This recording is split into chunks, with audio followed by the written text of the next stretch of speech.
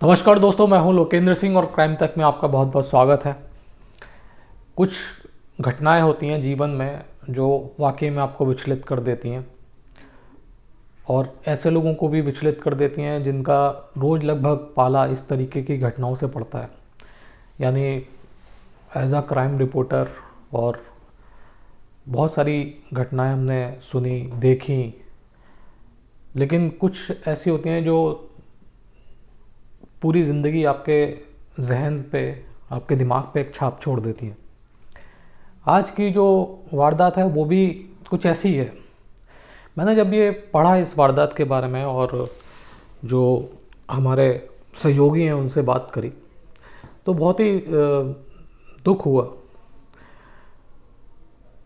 सुन के, क्योंकि ये है ही इतना ज़्यादा मार्मिक और मार्मिक भी है, खौफनाक भी है और वाकई में दिमाग को परेशान कर देने वाला और सोचने पे मजबूर कर देने वाली वारदात है कि कैसे कोई इंसान, हालांकि जिन लोगों ने काम किया है उसको तो मैं इंसान की श्रेणी में नहीं रखूँगा, उसको तो इंसान की श्रेणी के बाहर ही है मेरे ख्याल से। बद से बद जो भी शब्द हो वो शायद उसके लिए इस्तेमाल किया जाना चाहिए, क्योंकि यहाँ पर एक बच्ची जिसको जन्म लिए मुश्किल से शायद आधा घंटा भी नहीं, मैं कह रहा हूँ 10 मिनट हुई होंगी, और उस बच्ची पर एक धारदार हथियार से वार किए गए 8-10, और वार करने के बाद उस बच्ची को मरने के लिए छोड़ दिया गया। 1.5 घंटे बाद जिसने उस बच्ची, कुछ घंटों कुछ मिनटों वाली जो बच्ची थी, उस पे जो चाकू चलाया था, 1.5 घंटे बाद वो फिर वापस लौटा ये देखने के लिए वो बच्ची मरी या नहीं मरी। देखिए, 1.5 घंटे बाद भी बच्ची की जो थी सांसें चल रही थी, तबकि 8-10 चाकू के वार पहले ही वो सह चुकी थी। इसके बाद इस मामले में जो आरोपी हैं उसने करीबन 80 से 90 चाकू के वार दोबारा उस बच्ची पे किए जो अभी अभी पैदा हुई थी। यानी आप सोचिए कि जो न्यूबॉर्न बेबी होता है उसको उठाने में भी हाथ कांपते हैं, लेकिन ऐसे कैसे लोग हो जाते हैं जो चाकू चला देते हैं न्यूबॉर्न बेबी के, मतलब कि कुछ मिनटों पहले जो बच्ची पैदा हुई है उसके ऊपर। तो बड़ा हिला देने वाली ये वारदात है। 28 सितंबर 2020 भोपाल में एक जगह है अयोध्या नगर, काफ़ी बड़ी कॉलोनी है। अयोध्या नगर में सुबह एक स्कूल है सेंट थॉमस, उसके पास में एक मंदिर है, और मंदिर के पास में ही पुलिस को कॉल मिली कि एक शॉल के अंदर एक बच्ची जो है उसकी लाश लिपटी पड़ी है और खून जो है वो रिस रहा है। पूरी शॉल जो थी वो बच्ची के खून से लाल थी।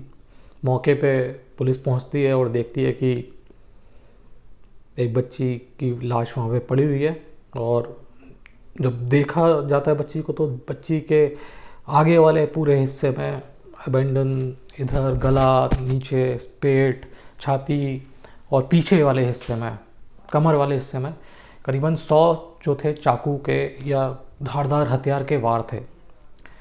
लेकिन पुलिस को ऐसा लगा कि ये जो है, ये मेरे ख्याल से पुलिस को लग रहा था कि शायद किसी जानवर का ये काम है जिसने बच्ची को खाया होगा, और इसकी वजह से इस तरीके के जो घाव है वो बच्ची के शरीर पर दिख रहे थे। शुरुआत में पुलिस जज नहीं कर पाई कि ये किसी धारदार हथियार से वार किए गए हैं या नहीं। बच्ची को पोस्टमार्टम, बच्ची की जो बॉडी थी उसको पोस्टमार्टम के लिए भेजा गया, और जब पोस्टमार्टम हुआ तब जाके डॉक्टर ने बताया कि ये किसी जानवर ने नहीं बल्कि किसी ने धारदार हथियार से इस बच्ची पे करीबन 100 वार किए हैं, और इसकी वजह से बच्ची के जान गई है। अब पुलिस भी बिल्कुल स्तब्ध थी, सदमे में थी कि कैसे कुछ घंटे पहले पैदा हुई बच्ची को के साथ कोई इतनी हैवानियत, कोई इतनी नृशंस तरीके से उसका कत्ल कैसे कर सकता है। क्योंकि देखिए कत्ल करने के भी तरीके हैं, लेकिन यहाँ पे तो देखिए कि कैसे कैसे जो एक बच्ची थी उसके उसके नाजुक से शरीर पर 100 से ज़्यादा वार कर दिए गए। तो पुलिस को भी इस जो वारदात थी उसने बहुत ज़्यादा झकझोर दिया, और पुलिस ने बिल्कुल तय कर लिया कि कोई भी हो, जो भी इस बच्ची का कसूरवार है उसको ये लोग पकड़ेंगे और पकड़कर उसके अंजाम तक पहुंचाएंगे। तो पुलिस ने सबसे पहले तो जितने भी आसपास के आंगनवाड़ी वर्कर्स थीं उनसे संपर्क किया, जो दाइयाँ थीं उनसे संपर्क किया, जितने भी नर्सिंग होम्स थे उनसे संपर्क किया, और जो बड़े हॉस्पिटल्स थे, सरकारी थे या प्राइवेट थे, उन सबसे संपर्क किया और पता किया कि आपके यहाँ पे किसी की डिलीवरी हुई है किसी बच्ची की 28 सितंबर को। तो काफ़ी सारे जो रिकॉर्ड्स थे वो पुलिस ने निकाले, लेकिन सब जगह से ऐसी कोई बच्ची गायब नहीं पाई गई, क्योंकि जैसे ही 28 सितंबर को जब जन्म हुआ था बच्ची का, तो आसपास के जितने भी हॉस्पिटल से उसका रिकॉर्ड चेक कर लिया गया, और जितने भी लोग थे जिनके यहाँ पे बच्चे पैदा हुए उनके बच्चे उनके साथ ही थे। तो कोई ऐसा बच्चा नहीं था जो मिसिंग था, जिसकी डिलीवरी किसी ने करवाई हो और उसके बाद वो मिल ना रहा हो। अब ये जो पॉइंट था वो तो पुलिस के ने साइड किया, क्योंकि इस पॉइंट से तफ्तीश पुलिस की पूरी हो चुकी थी और उसमें कोई पुलिस को क्ल्यू नहीं मिल रहा था। अब दूसरा पुलिस ने क्या किया कि पुलिस ने तय किया कि ये जो बच्ची यहाँ पे मिली है अयोध्या नगर में, इसके आसपास इसका जो सरकमफ्रेंस है करीबन 5 किलोमीटर का इन लोगों ने तय किया रेडियस, और उसके सीसीटीवी कैमरे जो थे वो ईस्ट साइड में कोई डायरेक्शन में कोई कॉलोनी है या कहीं पे भी, नॉर्थ ईस्ट साउथ वेस्ट, चारों तरफ मतलब एक गोल बना लिया 5 किलोमीटर का इन लोगों ने रेडियस। और इन्होंने तय किया कि ये 5 किलोमीटर का जो रेडियस है इसमें जितने भी सीसीटीवी कैमरे हैं वो हम लोग चेक करेंगे, और हो सकता है उससे हम लोगों को कोई सुराग मिल जाए। तमाम पुलिस ने करीबन 5-10 टीमें इस मामले में तैनात करी। इस मामले को लेके जो इस इलाके के एसपी थे वो भी बहुत ज़्यादा विचलित थे, और उनका भी एक तरीके से प्रण था कि कैसे भी हो ये बच्ची के ऊपर जिसने भी अत्याचार किया है उसको हम लोग बिल्कुल पकड़ेंगे। फुटेज खंगाली गई, काफ़ी सारे कैमरेज की फुटेज खंगाली गई। एक कैमरा जो था उसकी फुटेज में पुलिस ने देखा कि एक शख्स जो है सुबह करीबन 4 बजे एक कुछ हाथ में कुछ लेके जा रहा है, लेकिन जब वो वापस आ रहा है तो वो जो एक गठरी या जो भी उसने हाथ में ले रखा था वो उसके हाथ में नहीं है। तो पुलिस ने तय कर लिया कि हो ना हो इस बच्ची का वास्ता इस शख्स से ज़रूर हो सकता है जो कैमरे में कैद हुआ है।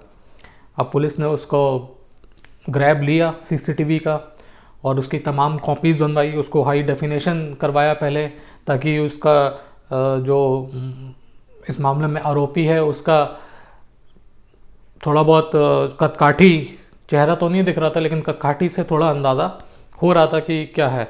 थोड़ा बहुत अंदाज़ा हुआ तो देख के लग रहा था कि बहुत ज़्यादा, क्योंकि सड़क पे पैदल चल रहा था, तो पुलिस को लग रहा था कि हो ना हो इस जो भी शख्स है इसका वास्ता किसी लेबर क्लास से हो सकता है।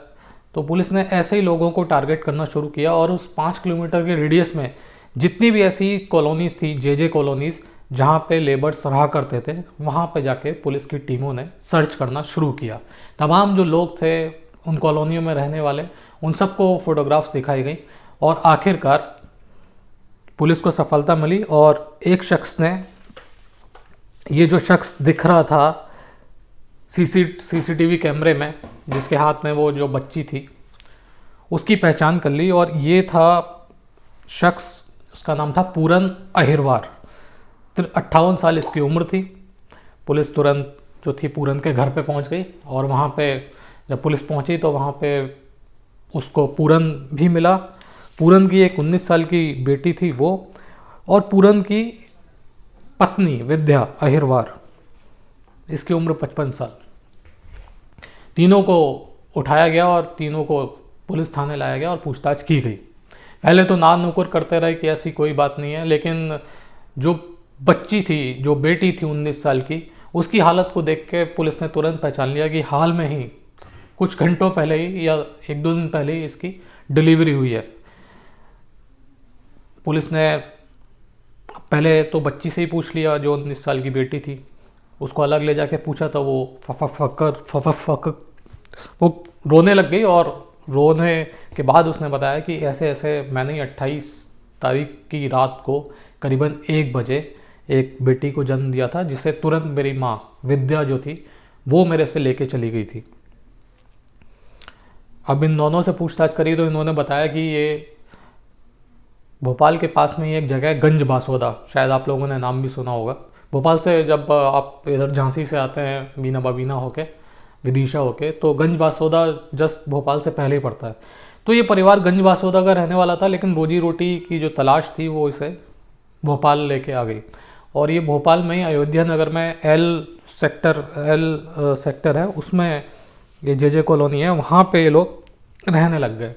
जब ये लोग रह रहे थे उसी दौरान ये जो लड़की थी इसका रिलेशन पास में ही रहने वाले एक बंदे से हो गया, और ये लड़की हो गई प्रेग्नेंट। क्योंकि उस टाइम पे लॉकडाउन चल रहा था, तो ये लड़की जो थी, लड़की का पेट फूल रहा था। लड़की की माँ उससे पूछती थी कि तुम्हारा पेट कैसे फूल रहा है, क्या बात है। लड़की ने बात को छिपाया और उसने बोला कि मैं, क्योंकि लॉकडाउन हुआ है, मैं कुछ काम करती नहीं हूँ, मैं पूरे दिन घर में सोती रहती हूँ, इस वजह से मेरा जो पेट है वो फूल गया। करीबन 6 महीने बाद पता चला लड़की की माँ को कि लड़की प्रेग्नेंट है। लड़की की माँ, ये जो विद्या है, ये उसको लेके अस्पताल गई और वहाँ पे जाके उन्होंने बोला कि हमें ये बच्चा जो है अबॉर्ट करवाना है। लेकिन क्योंकि 6 महीने का वक्त हो गया था, तो सारे जितने भी डॉक्टर्स थे उन सब लोगों ने मना कर दिया कि लीगली ये पॉसिबल नहीं है, कि जब तक माँ की जान को खतरा ना हो तब तक बच्चा आप अबॉर्ट नहीं करवा सकते। तो एक मजबूरी जो थी वो इस परिवार के सामने पड़ गई।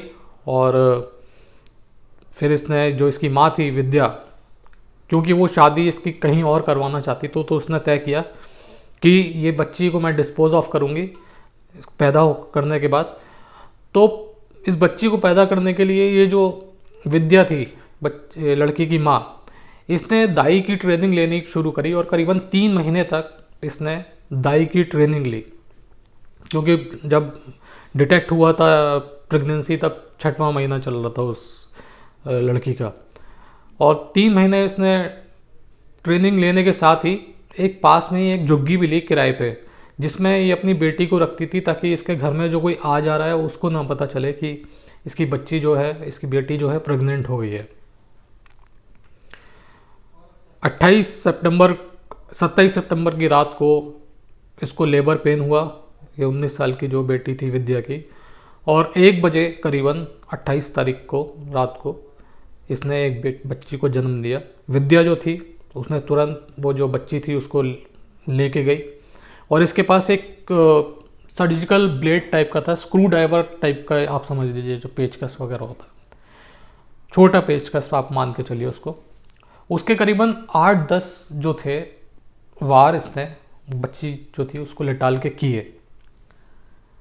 8-10 वार करने के बाद इसको लगा कि बच्ची मर जाएगी, ब्लीडिंग वगैरह हो जाएगी, उसकी वजह से मर जाएगी। इसके 8-10 वार करने के बाद उसके बाद इसने बच्ची को छोड़ दिया कि ये मर जाए, क्योंकि रात का 1 बज रहा था, तो उसको इंतज़ार था कि सुबह ही डिस्पोज ऑफ करेंगे बॉडी को, तो अभी इसको ऐसे ही छोड़ देते हैं। 1.5 घंटे बाद ये दोबारा उस बच्ची के पास आई, तो बच्ची तब भी उसके हाथ पांव हिल रहे थे, वो अपनी हरकतें कर रही थी, जो भी कर रही थी, रो रही थी या फिर हरकत थी उसके जिस्म में।